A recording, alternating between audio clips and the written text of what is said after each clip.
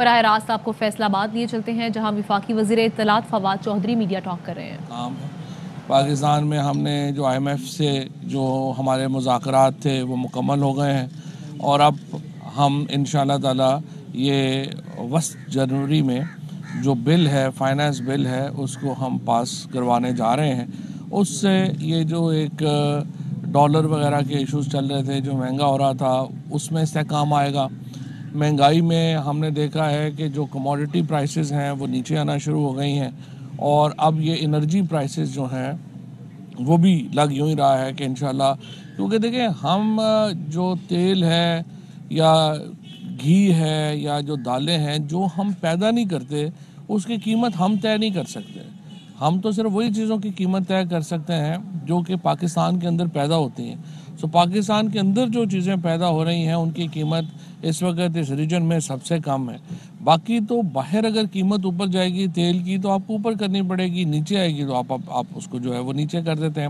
لیکن اس وقت جو ایک ٹرینڈ نظر آ رہا ہے انٹرنیشنل مارکیٹ کا، وہ یہی ہے کہ قیمتوں میں استحکام آنا شروع ہو گیا اور قیمتیں جو ہیں وہ نیچے آنا شروع ہو گئی ہیں۔ جہاں تک اس بات کا تعلق ہے کہ یہ کل مولانا فضل الرحمان صاحب کہہ رہے تھے کہ وہ آئیں گے اور یہ یہاں پہ کوئی مارچ وغیرہ کرنا چاہتے ہیں، وہ پہلے ہی سال آ گئے تھے۔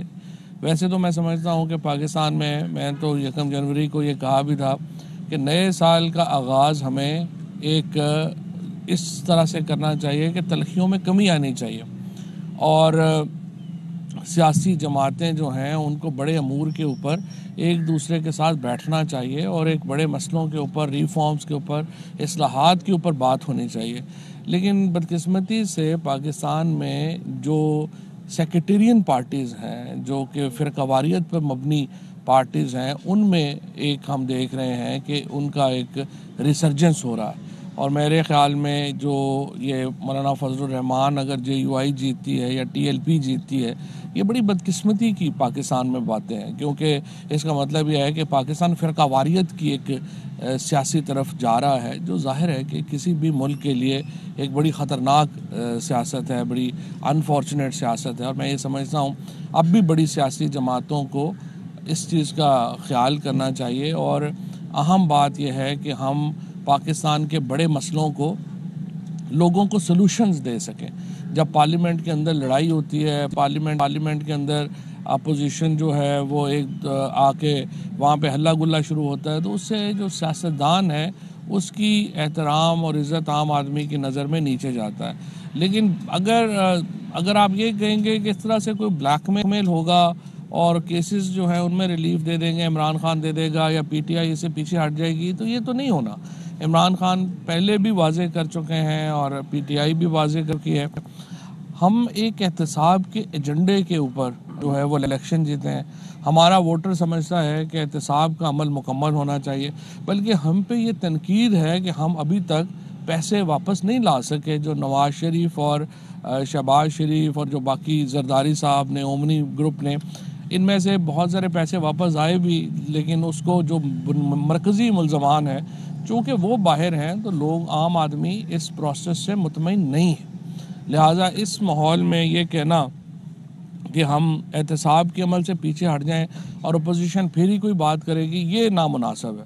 بڑی اصلاحات کے اوپر آپ بیٹھے ہیں، میں نے کہا تھا الیکٹورل ریفارمز میں ہماری جو الیکشن کے اوپر تقریباً 2/3 سے زیادہ ایسی اصلاحات ہیں جس کے اوپر حکومت اور اپوزیشن کا کوئی بہت فرق نہیں ہے۔ اسی طریقے سے ہمارے جو چیئرمین نیب کی اگر تعیناتی کا آپ کہتے ہیں، احتساب کے عمل کو شفاف بنانا ہے، اس میں ہم آپ کی تجاویز کا خیر مقدم کریں گے۔ آپ اپنی تجاویز دیں کہ احتساب کے قانون میں ہمیں یہ ترامیم چاہیے۔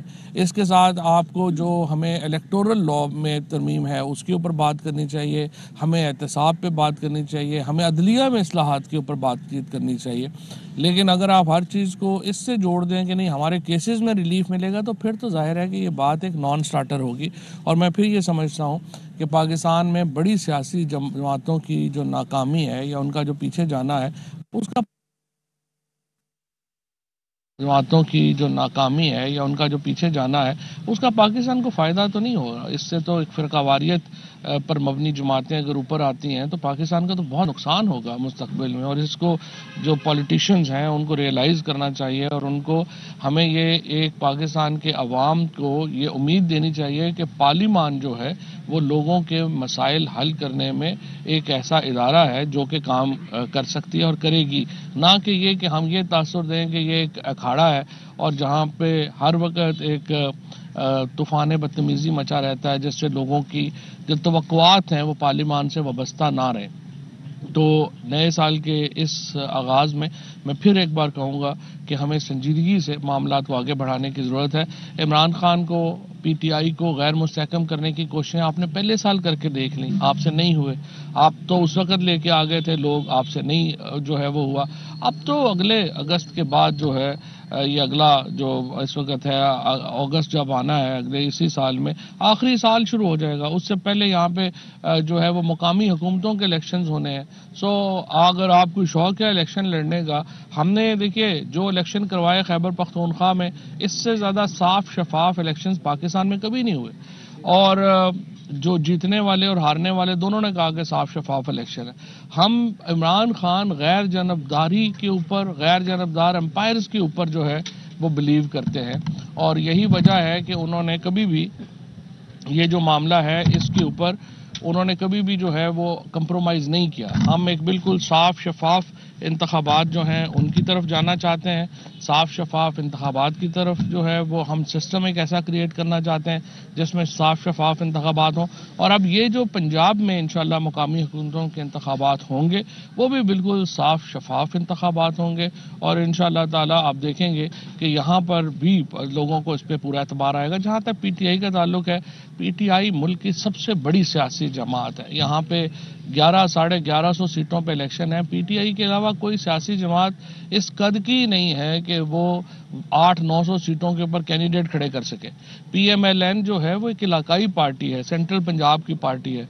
इसी तरीके से जो पीपल्स पार्टी है वो सिंध की पार्टी है। आपने देखा केपी के इलेक्शंस में ये तज्जिया तो बहुत हुआ कि पीटीआई जो है वो पेशावर का इलेक्शन नहीं जीती।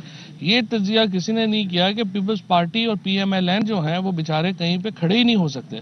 तो इसलिए मैं समझता हूँ कि बड़ी जो सियासी जमातें हैं उनको अपने रवैयों के ऊपर और अपनी सियासत पर नज़रसानी करनी चाहिए, और ख़ुसूसन पीपल्स पार्टी और पीएमएलएन को मैं कहूँगा वो एक नेशनल पॉलिटिक्स करें। अब देखिए पीपल्स पार्टी ने जिस तरह से सेहत कार्ड के ऊपर सिंध के शहरियों को उससे महरूम किया, किस कदर ये ज़्यादती की बात है कि अपनी सियासत के लिए आप इतना बड़ा जो प्रोग्राम है उससे अपने लोगों को महरूम कर रहे हैं। और सेहत कार्ड जैसा जो इनकलाबी एक प्रोग्राम है वो सिर्फ इसलिए सिंध में नहीं आ पा रहा कि सिंध के वज़ीर आला जो हैं उनको लगता है कि इससे उनकी सियासत मुतासर होगी।